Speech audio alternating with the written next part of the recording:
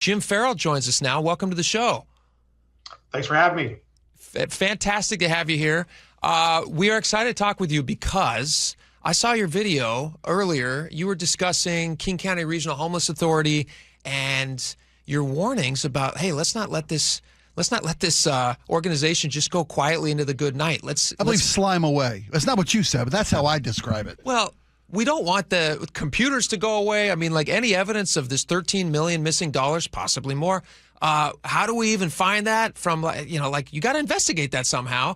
Tell us a little bit about what you would like to see happen. Well, first of all, I am really glad that the current executive director did a forensic audit. And I think that's just the beginning. And, good on her for getting that done. It did identify up to $13 million. There's a discrepancy of whether it's 13 million or 8 million.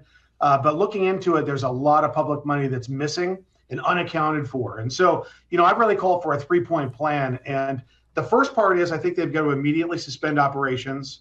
The second part, as you mentioned, is they've got to freeze the bank accounts and secure the computers and the records. And the third thing they need to do is not just an audit, they need a forensic accounting.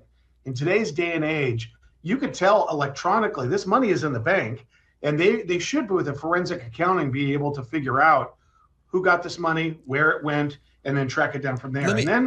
Let me ask you a quick question about that, just the difference between a forensic audit and an investigation. I assumed when a forensic audit happens, those questions are answered, but you're suggesting that's not the case? Yeah, I would the metaphor I would use is I think it's probably about a 10,000-foot level, sort of an overview of the issues. But a forensic accounting is what they need to do to get into the absolute nitty-gritty about who received these disbursements.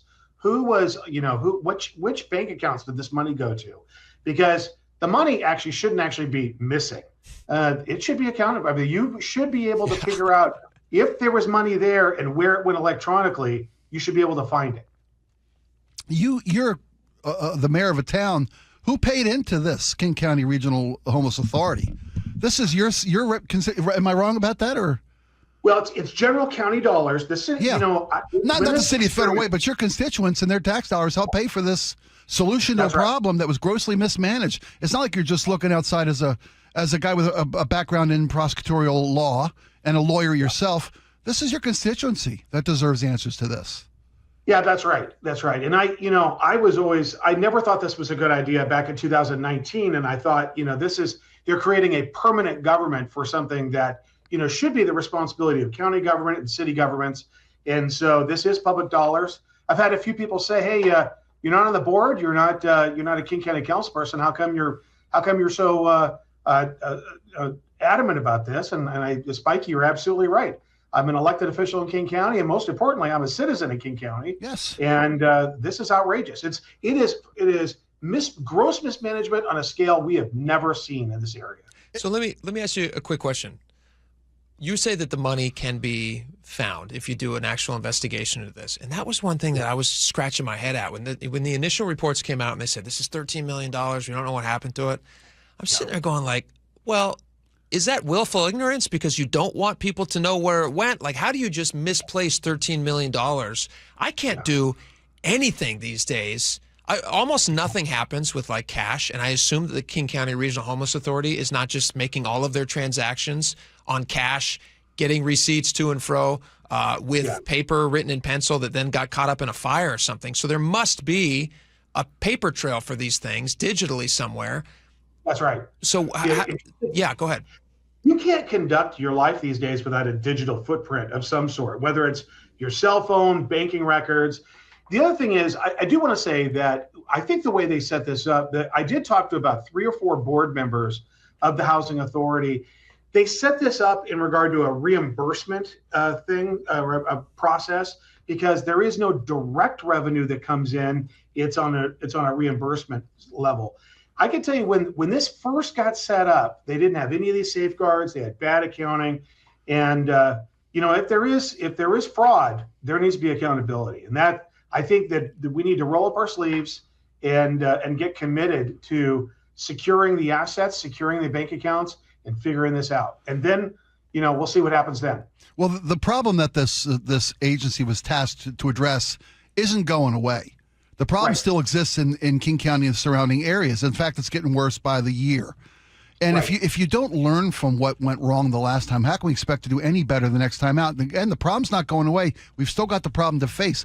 I don't see how you can't have a forensic audit or a forensic accounting of where this all went, just so you don't make the same dang mistakes twice. That's right. Well, I'll tell you what the current board did is they gave themselves 90 days, and I think they want to clean up the processes and make sure they've got, they've got where this doesn't happen any further. But I think you've got to start at that fundamental level of figuring out, is this bad accounting? Is it just a matter of, cash flow and all that? Or did somebody actually commit fraud? And we've got to figure that out. Now, I would also say, I think the board members are concerned that if they suspend operations, it's going to have an impact on people in the community, the unsheltered, the homeless. The services offered, yeah. Yeah, and they're worried about that gap. But there's never a good time to break up, right? And at some point, you just got to say, this is over. We need to suspend operations. And they should figure out a way to wind that down as fast as possible. And but the other thing is... Oh, go ahead, Jim. I think that you've got to be really careful about, I think L.A. and Spokane and not Spokane, excuse me, Portland, L.A. and other communities have thrown a ton of money at this. And I think actually if you tripled the money, you'd probably triple the problem. I think there have got to be better ways to address this. We are very, we're very careful about how we handle these issues. We want to make sure that we provide services for people. But, my philosophy is that, comfort is the enemy of change. And if you make it comfortable to be homeless and you make it, to where people don't ever find bottom, they're going to stay right where they're at. So we need to have systems of accountability, not just for, with money, but with the people we're trying to help. Boy, I couldn't agree with that more. Yeah, and we're not talking about inhumanity, inhumane Right. treatment of people either. You're absolutely right. We always say there's so much carrot and not enough stick in the way we handle problems in this town. Yeah. I'm wondering as I'm thinking about the About Jim's KC. future in politics, and can he move up to a big city? Well, Yeah. no, I like what I'm hearing about you, Jim. I like, and I think Yeah. you should, obviously keep going. But the King County Regional Homeless Authority, the big thing that shocked me is that I understand that they're in this process of trying to figure this out. Do they actually think there's some hope that they get to continue after having this massive blunder where everybody just goes like, guys, like this seems almost, it hasn't been proven yet, but it sure seems criminal to me that all this money is missing. We can't keep these people running things. That doesn't make any sense. Is that possible that they think they're going to keep their jobs? That's kind of what I'm hearing. And what really surprises me is, where's the outrage? I'm outraged.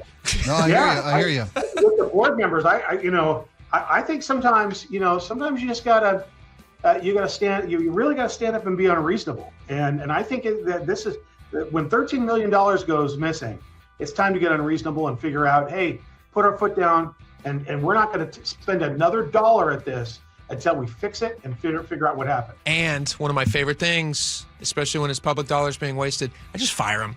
I like to fire people who are not accountable. And then Spike's laughing, but I'm being dead serious. We need more people who are getting public dollars and spending it poorly to get fired and to be made an example of, so that others don't think that they can do the same thing. Well, you owe it to the people you're trying to help with these resources. You really do. Yeah, absolutely. Jim Ferrell, Mayor of I'm just bumbling over my Mayor words. of Federal Way. Mayor Your of Honor, Federal the Mayor. Way. Your Honor. Thank you so much for your time. We really appreciate it. We'd love to get you back on the show sometime soon. Great. Thank you. Anytime. Thank you, guys. Fantastic.